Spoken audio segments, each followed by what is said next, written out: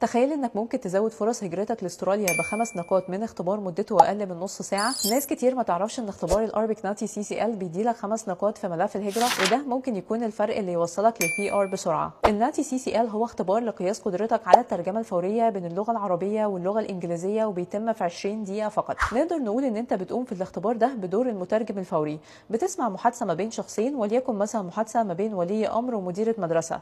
ولي الامر هيقول جمله باللغه العربيه، فانت تقوم واخدها ومترجمها باللغه الانجليزيه لمديره المدرسه، وبعد كده مديره المدرسه هترد عليه بجمله باللغه الانجليزيه، فانت تقوم واخدها ومترجمها باللغه العربيه لولي الامر، وهكذا. الامتحان بيكون اونلاين وتقدر تمتحن وانت قاعد في بيتك، وكل اللي عليك انك تعدي درجه النجاح. وعشان يوضح بالنسبه لك نوعيه الاسئله في الاختبار الحقيقي، سيبنا لك في الكومنتس تحت مثال فعلي من اسئله اختبار الاربك ناتي CCL، فشوف الفيديو وتعرف بنفسك على شكل الاسئله اللي ممكن تقابلك. ولو عندك اي اسئله تانية عن امتحان الناتي اكتبها لنا في الكومنتس تحت واحنا هنجاوب عليها فورا.